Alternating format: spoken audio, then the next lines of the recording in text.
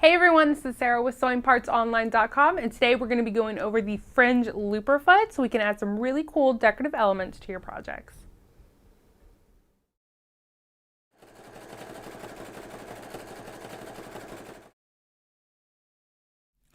So this is our Fringe and looper foot. As you can see, it's a snap-on. So how this thing works is it has this bar right down the middle, and your stitch is going to zigzag back and forth over, creating the 3D loops. So to install it, all we have to do is take off the pressure foot we have on, slide it underneath, and there we go, ready to sew.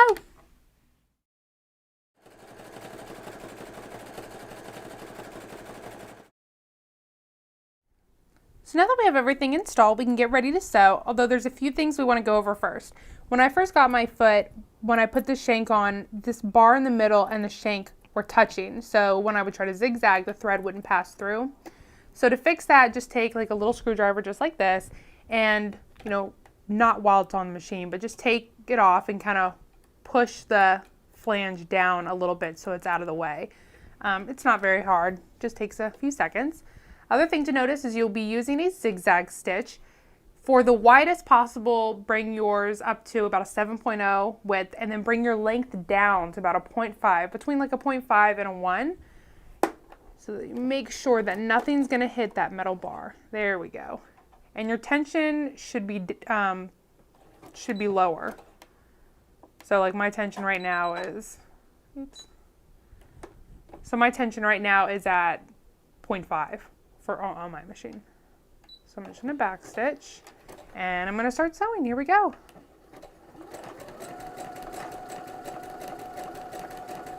So you see here I drew like a butterfly design. This foot is really great for decoration obviously, but it's also has practical uses too, and we'll go over both of those. So it goes kind of slow because the stitch length is so short.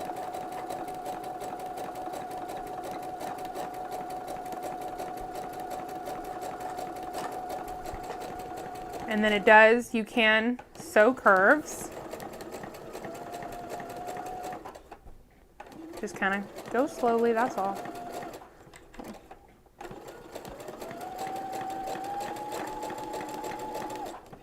And I'll show you how it's starting to look now.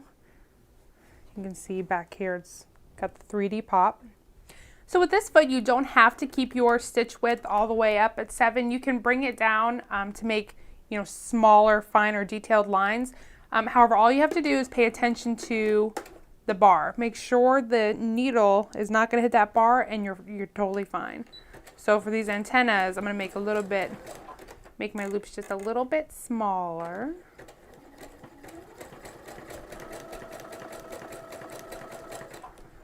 Back stitch. And I'm not going to use my thread cutters. I want to keep the thread long so I can knot it off if I'm worried about them coming out. And so I would do the same thing over here, and then maybe use like a flower stitch foot for the smaller circles. But you can see how much potential this has as a decorative feature in your sewing. So this is the fringe and looper foot. So I'm going to show you how to make some fringe.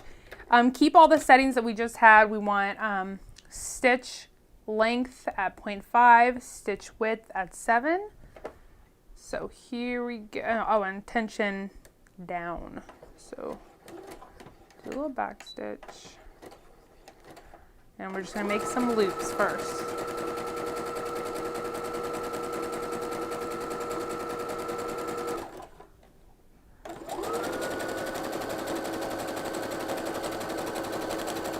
Okay. So now that we have our loops made, we're going to have to switch our feet to like a straight stitch foot or whatever you can do, like a zigzag foot. I think you can do a straight stitch on.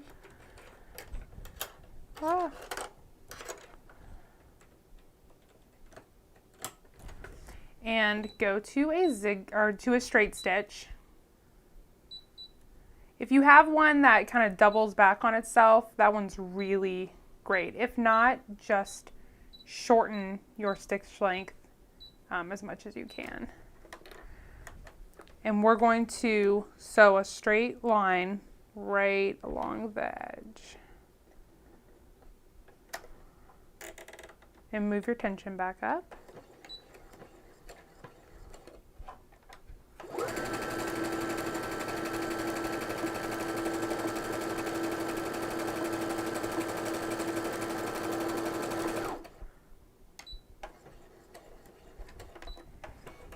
And then you're going to get your little scissors and cut this just like that.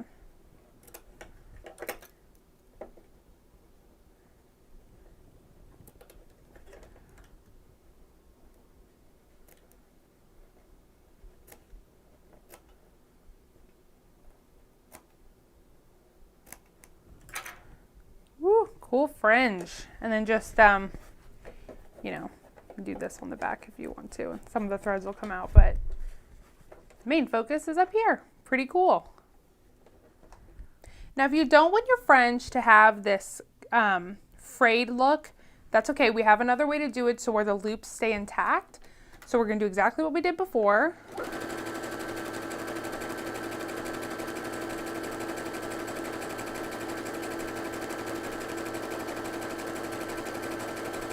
Okay. We're going to pull it out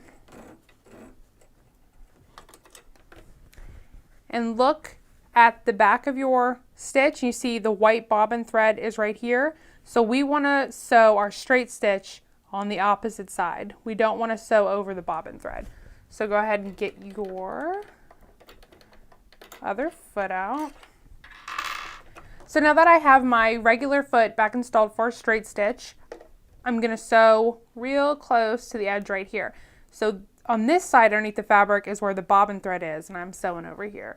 So I'm going to go ahead and do my stitch. And depending on the look that you want, how close you want the kind of fringes to be, you can increase or decrease the stitch length of the straight stitch we're doing.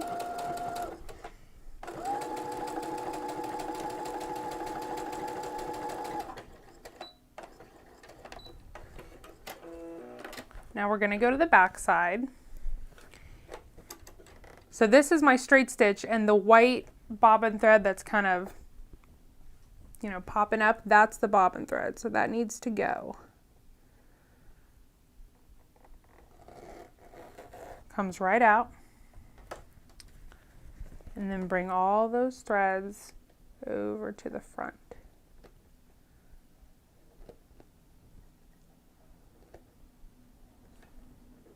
And pull them out like this.